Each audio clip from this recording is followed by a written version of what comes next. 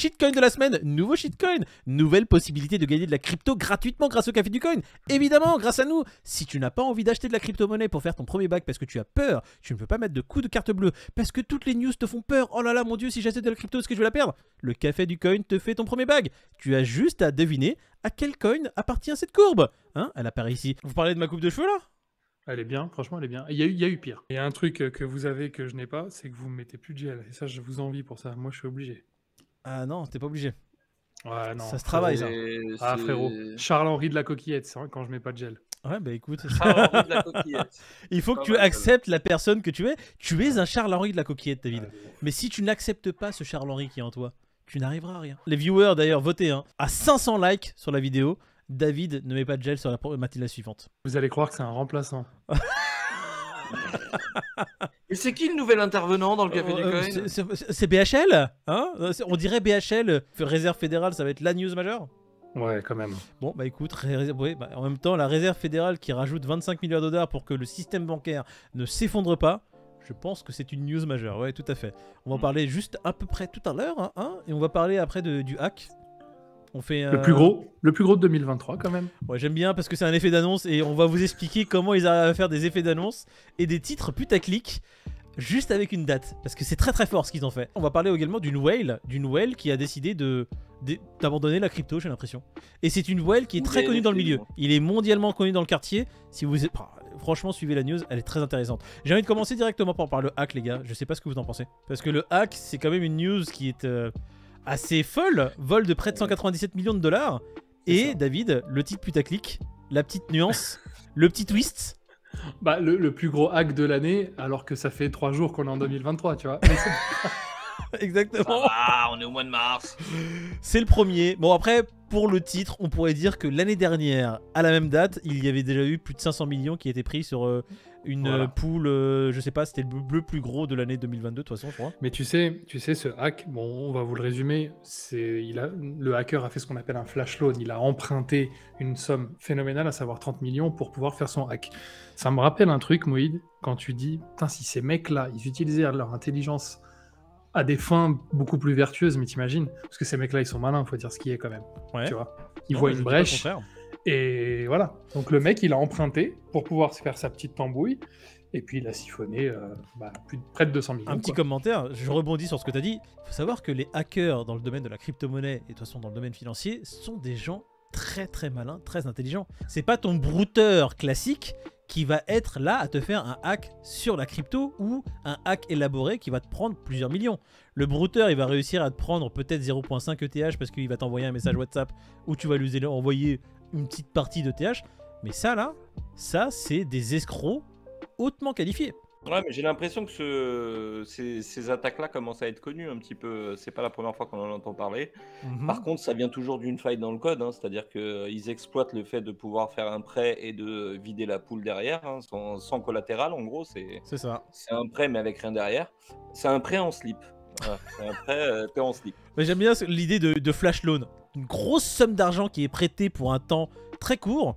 Et puis tu fais ce que tu veux avec. Le temps de faire ton hack. Là, c'est très compliqué parce que quelque part, ce protocole qui avait les 196 millions dont on parle là, qui ont été hackés, il y a des entreprises derrière, il y a des gens derrière ces 196 millions. Exactement. Il y a des entreprises qui ont été touchées comme Swissborg.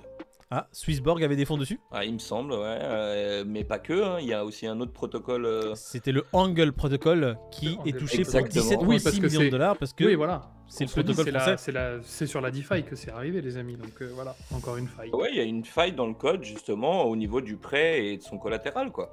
Et c'est pas le premier protocole qui se fait hacker de la sorte. Bon, bah c'est malheureux. Maintenant, cet argent-là qui était dans les pools, il servait sûrement à quelque chose. Et donc au-delà de Swissborg ou de Angle Protocol, il y en a peut-être d'autres qu'on connaît pas aussi qui avaient de l'argent dans cette pool, mine de rien. Maintenant, on sait que Swissborg est impacté. On a Angle Protocol qui est impacté. Qui d'autre? On va avoir les news qui vont venir au compte-gouttes dans les jours qui arrivent et des projets qui vont sûrement dire écoutez, c'est un peu chaud parce que on était parce dedans que aussi. Tu vois, encore aujourd'hui, on a découvert que dans la Silicon Valley Bank, là, on a découvert d'autres entités qui avaient des fonds dessus, tu vois. Ah, SVB, hein, quand on en parle du loup. Le scandale. C'est pas forcément un scandale. Ce qui est scandaleux, c'est que dès qu'il y a un gros problème comme ça et qu'il y a un risque, la Fed, elle arrive, elle dit pas de problème les gars, j'imprime. Ouais, mais tu vois, 25 c'est... Voilà, moi, ma boîte, elle fait faillite. J'aimerais bien qu'on trouve de l'argent comme ça, par magie. Ouais, mais tu c'est pour vois. protéger les épargnants, les gars. C'est pas pour. Voilà, c'est pour que tout le monde retrouve ses fonds et que l'économie perdure. Ils font pas ça pour. Enfin, vous voyez, c'est un mal pour un bien. Ils font ça pour nous, pour sauver le petit usager américain qui aurait pu être dans la panade. D'accord. Tout simplement. Ok, Donc d'accord. en Oui. gros, voilà, en gros, pour la faire courte, hein, mes amis, la Réserve fédérale a imprimé, à partir de rien, 25 milliards de dollars. Alors, c'est pas Donc- que pour que les gens puissent retrouver leur argent, qu'on se le dise, c'est pour éviter un crack majeur. Un effet domino, ouais, c'est ça. Ils savaient très Ouais, bien que de complètement. toute façon, s'il y a une fuite des capitaux des banques et que les gens commencent à essayer de retirer massivement de partout, ça allait créer un risque encore plus gros sur le système. Et bah, le petit système en ce moment banquier qui tient, j'ai l'impression, sur un fil, bah, il allait casser tout simplement. Et c'est grave de se dire que c'est les banques traditionnelles qui entraînent les cryptos dans le gouffre, quoi. Ouais. Tu Mais vois, il faudrait cette l'expliquer banque-là, peut-être à la tu LAN. mets, toi, t'as envie de backer un stablecoin avec du cash, du dollar, et c'est la banque qui t'averse. Il y a un film comme ça, je sais plus de qui, je crois que c'est Johnny Depp, tu sais. Oui, c'est dans Blow. Dans Ah, Blow, Blow. Il va au Panama, ils lui font un beau petit carnet Ouais. et tout, rouge, pour mettre ses millions. Et au Puis bout le de jour 2 où il est ans, dans l'AD, le gouvernement il a Voilà. changé, allez. Ouais, l'État, plus de 10 millions. je crains que l'État se soit approprié vos fonds. Oui, Tout va bien. C'était c'est super. Je super. lui donne 2 millions de dollars, il me donne un petit carnet C'est rouge. ça. Magnifique. La confiance se perd de plus en plus, notamment cette whale qui vend 500 NFT, qui les vend à perte en plus. Ouais. Et- Une petite whale et qui cette s'est news- dit les cryptos pour moi c'est terminé, les NFT j'en ai marre. Les NFT pour moi, c'est terminé. Ouais, il a vendu 500 NFT Moonbirds et ça nous a permis d'apprendre que Moonbirds, du coup, était impliqué aussi dans la Silicon Valley Bank, tu vois. Ils avaient aussi des Alors lignes. oui, ça serait un peu la raison du fait de pourquoi il est vendu. Après, est-ce que c'est la raison? Je dirais c'est peut-être la raison principale, mais c'est peut-être pas la seule raison. Donc le mec, c'est quand même un gars qui est un insider, hein, parce que pour avoir 500 NFT de la collection, je pense que le gars, il est là depuis un bout, quoi. Non, non, c'est de. c'est Il a Moonbird, décidé de... ça devait Ouais, être voilà, un il a père. décidé de vendre tout ça à perte, donc on sait qu'il a perdu plus ou moins à peu Entre près 15 et 700 33%. TH, ouais, entre 15 et 30% à peu près de la 30%, somme ouais. globale qu'il avait. Mhm. Enfin voilà, donc c'est pas rien. Et donc, comme tu le disais en introduction, bah, c'est tout simplement parce qu'un des fondateurs de la collection a déclaré qu'ils avaient des fonds auprès de la banque qui vient de SVB. faire faillite. C'est ça. Exactement. Du coup, je pense qu'il y a eu un petit mouvement de panique chez ce gars-là qui a préféré encaisser 30% de pertes sur la collection que de prendre le risque de voir plus rien se développer sur le projet ou autre. Est-ce qu'il a fait une bonne ou une mauvaise opération? Je vous invite à le mettre en commentaire. Ouais, tiens, Qu'est-ce que vas-y. vous en pensez? Dites-nous si vous connaissez Moonbird, si vous le connaissez pas, dites-nous en commentaire pourquoi vous n'êtes pas intéressé par les NFT et on viendra vous en parler.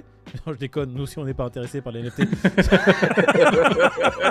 C'est pas vrai, mais presque. Non mais Ah, franchement, on a tous des c'est pas NFT, mais on attend, je sais pas, on attend quoi?